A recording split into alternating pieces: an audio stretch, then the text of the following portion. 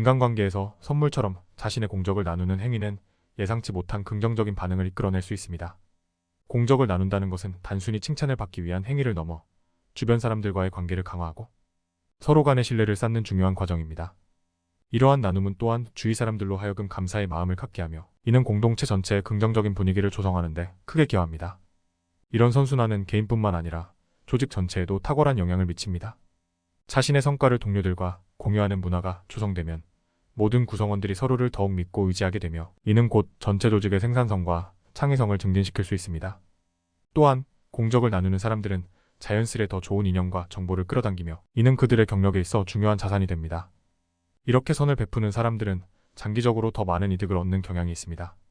나눔을 통해 잠재적인 손해를 감수하는 것이 어려울 수 있지만 이러한 투자는 결국 개인의 네트워크 확장과 조직 내에서의 긍정적인 이미지 구축으로 이어져 더 큰 기회로 돌아올 수 있습니다. 진정한 성공은 개인의 업적을 넘어서 이러한 관계의 질과 서로에 대한 감사에서 비롯됩니다. 이러한 관점에서 볼 때 공적을 나누는 것은 단순히 칭찬을 얻기 위한 것이 아니라 더 큰 사회적, 조직적 성공을 이루기 위한 전략적 선택이 될 수 있습니다. 위대한 기업을 만드는 데 있어서 그만두어야 할 목록은 해야 할 목록보다 더 중요할 수 있습니다. 이는 기업이 자원을 최적으로 배분하고 집중해야 하는 핵심 영역을 명확히 하기 때문입니다. 많은 기업들이 성장을 추구하면서 다양한 기회에 손을 대기 쉽지만 이는 종종 주의력 분산과 자원의 낭비로 이어질 수 있습니다. 실제로 성공적인 기업들은 자신들의 강점을 파악하고 그것에 집중하는 전략을 선택합니다. 이들은 비효율적이거나 핵심 비즈니스와 부합하지 않는 활동들을 과감하게 줄이거나 중단함으로써 제한된 자원을 가장 가치 있는 목표에 투자합니다. 예를 들어 애플은 수많은 제품 아이디어 중 소수만을 선택하여 개발함으로써 제품 품질과 혁신에 집중할 수 있는 환경을 조성했습니다. 또한 기업과 경영자는 지속적으로 자신들의 사업 포트폴리오를 재평가하고 시장 변화에 맞춰 불필요하거나 부진한 사업 부문을 정리해야 합니다. 이는 더 큰 성공을 위한 준비 과정이며 이런 접근 방식을 통해 기업은 더욱 강하고 유연하며 지속 가능한 성장을 이룰 수 있습니다.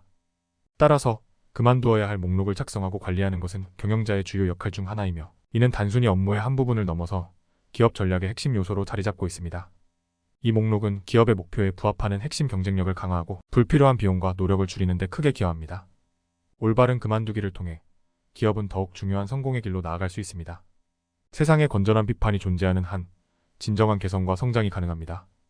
역사적인 예를 들어보면 예루살렘의 파괴는 주민들이 서로를 책망하지 않은 결과로 보여집니다. 이러한 역사적 사례는 비판의 부재가 얼마나 파괴적일 수 있는지를 깊이 있게 일깨웁니다.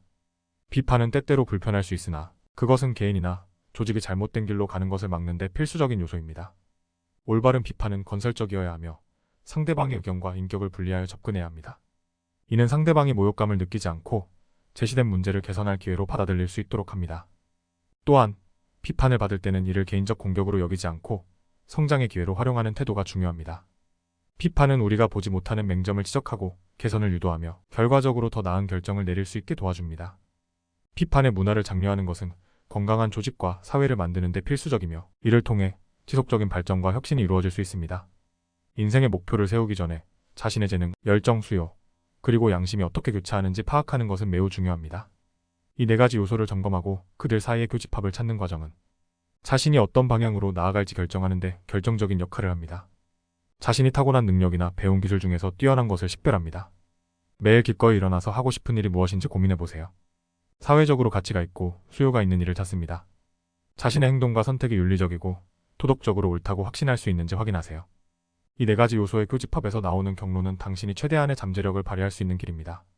개인이 경로를 따를 때 자신뿐만 아니라 사회 전체에 긍정적인 영향을 미칠 수 있으며 이는 기업이나 조직에서도 마찬가지입니다.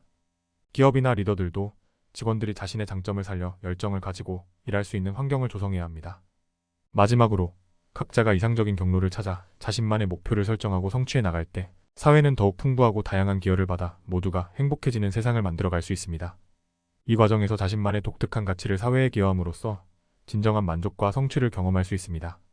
문제가 발생했을 때 그것을 남의 탓으로 돌리는 순간 우리는 성장할 기회를 스스로 차버리는 것입니다. 문제에 대해 자신이 책임을 질 때만이 진정한 발전이 가능합니다. 자신의 오류를 인정하는 순간 그것은 우리의 성장을 위한 첫걸음이 됩니다. 이러한 자세는 문제를 근본적으로 해결하고 비슷한 상황에서 더 나은 대응을 가능하게 합니다. 문제를 내 탓으로 돌리면 그 해결책도 내가 찾아야 한다는 의미입니다. 이는 단순히 문제를 해결하는 것을 넘어 문제의 근원에 대한 깊은 이해와 자기 자신에 대한 깊은 성찰로 이어집니다. 이 과정에서 우리는 자신의 한계를 극복하고 미래에 비슷한 도전에 보다 효과적으로 대처할 수 있는 능력을 개발합니다. 문제를 확대 해석하고 근본적으로 해결하려는 노력은 단기적으로는 어려움을 겪을 수 있지만 장기적으로는 더 큰 성장을 이루게 됩니다. 이것이 바로 문제를 내 탓으로 돌리는 진정한 가치입니다. 이러한 접근 방식은 결국 더 발전된 자아를 만들고 성공적인 미래를 위한 단단한 기반을 마련합니다.